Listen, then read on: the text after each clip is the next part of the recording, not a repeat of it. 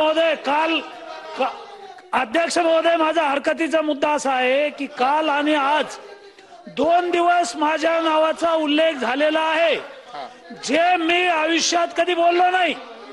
40 वर्ष मी राजकारणामध्ये आहे। अध्यक्ष महोदय, सभागृहाला माहिती द्यायची आहे। अध्यक्ष महोदय, सभागृहाला माहिती द्यायची आहे।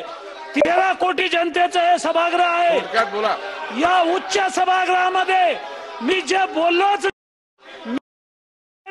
अशा प्रकारचं जे वक्तव्य काही सदस्यांनी केलेलं आहे, याच्यामध्ये राजकारण आहे। अध्यक्ष महोदय, मी गेली 40 वर्ष राजकारणात आहे आणि शेतकऱ्यांचे 25-25 हजार लोकांचे मोर्चे काढले, आंदोलन केली।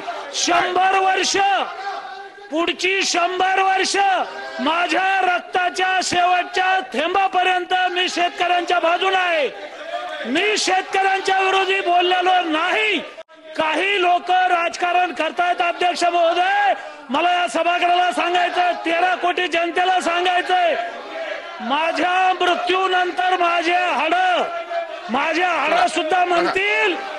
हाड सुद्धा म्हणतील की मी शेतकरी आहे। रक्ताच्या शेवटच्या थेंबापर्यंत मी शेतकऱ्यांच्या बाजूने आहे। मी असं बोललेलो नाही।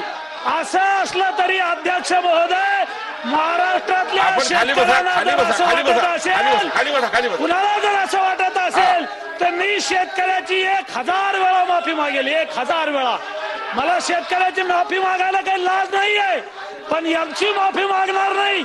यांना राजकारण करायचंय। पिंपळाचं पान पडलं, हे लोक म्हणतात पिंपळगाव जळालं, यांना राजकारण करायचं। अध्यक्ष महोदय, मी शेतकऱ्यासाठी 40 वर्ष लढलो। 25 वर्ष शेतकऱ्याने मला निवडून दिलेलं आहे। 293 वरती चर्चा सुरू करूया। आपलं म्हणणं सांगितलं लोणीकर साहेब, आपण आपलं म्हणणं मांडलं। या ठिकाणी आता मंत्री महोदय